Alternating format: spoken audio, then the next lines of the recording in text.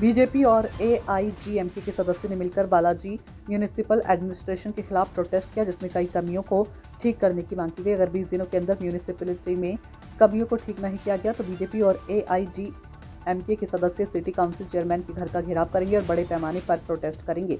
Municipal administration इस सोच के साथ काम कर रहा है कि अगले 4 महीनों में लोगों की शिकायतों को दूर करने के लिए कोई एक्शन लिए बिना लोगों के टैक्स के पैसे को कैसे लूटा जाए और लोगों का पैसा कैसे बर्बाद किया जाए। अगर हिंदुओं के धार्मिक स्थलों का अपमान करने वाले, भगवान को नकारने वाले बर्बर द्रविडियन मॉडल के राज को खत्म करना है तो तमिलनाडु के लोगों को और जागरूक करना होगा। எப்படி வென்றார்?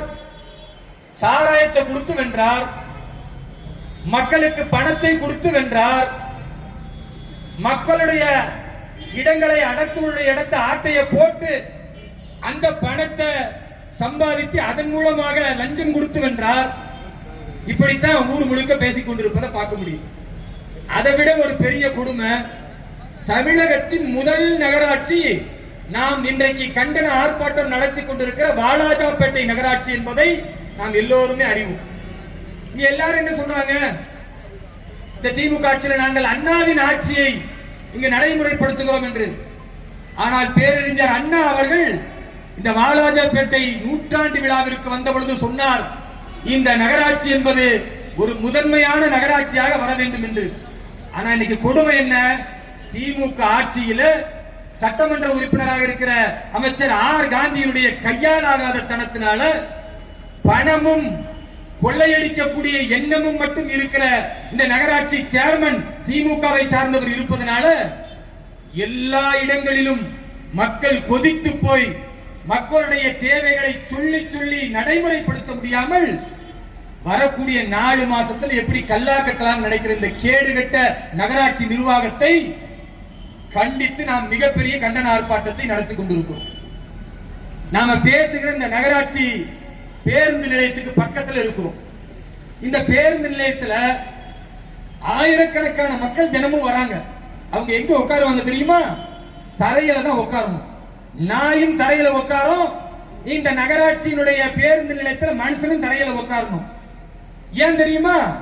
இங்க உதயநிதி ஸ்டாலின் ஐயா துணை முதல்வர் இருக்காருல்ல, அவர் தான் வந்து திறந்து வச்சார். அவர் பார்வையில நாயும் ஒண்ணுதான், மனுஷனும் ஒண்ணுதான். ஏன்னா அவர் எப்பயுமே நாய் கூட தான் இருப்பார். நாயை கட்டி பிடிச்சுக்குவாரு, நாய் மேல படுத்துக்குவாரு, இல்ல அவர் நாய் மேல படுத்துக்குவாரு.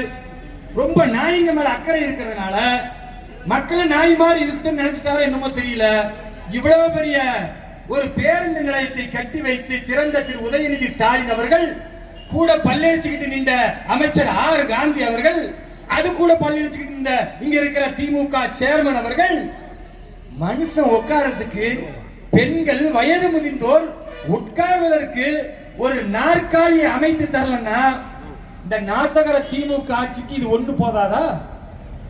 இதே பேருந்து நிலையத்துல கழிப்பிடம் இருக்கு, நீங்க பாருங்க.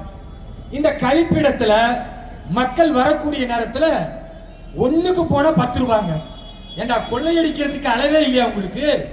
யார் இதை வச்சிருக்கான்னு பார்த்தா காங்கிரஸ் கவுன்சிலரா. காங்கிரஸ், கம்யூனிஸ்ட், திமுக இந்த கூட்டணி இவங்க எல்லாமே கொள்ளக்கார பயல்கள் என்பதற்கு பெரிய உதாரணம்.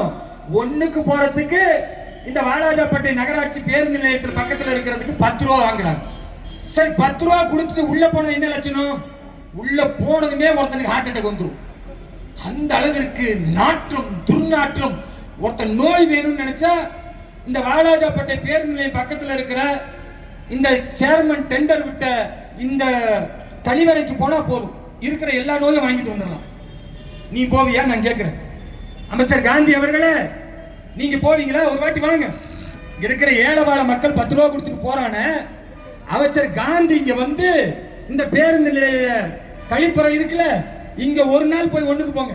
உங்க பங்களாவுல ஸ்ப்ரே எல்லாம் அடிச்சு பளபள தரையில நீங்கள் போகிறீர்கள் என்றால் இங்கு பாதிக்கப்பட்ட பாமர மக்கள் ஒரு கழிப்பறைக்கு போக முடியலன்னா இது ஒரு கேடுகட்ட ஆட்சி இல்லையா? இந்த நகராட்சி நிர்வாகம் ஒரு கேடுகட்ட நிர்வாகம் இல்லையா? அதை விட கொடுமைங்க, ஒரு மனிதன் வாழுவதற்கு அடிப்படை தேவை சுகாதாரம். அந்த சுகாதாரம் இந்த நகராட்சி நிர்வாகம் செய்யுதா?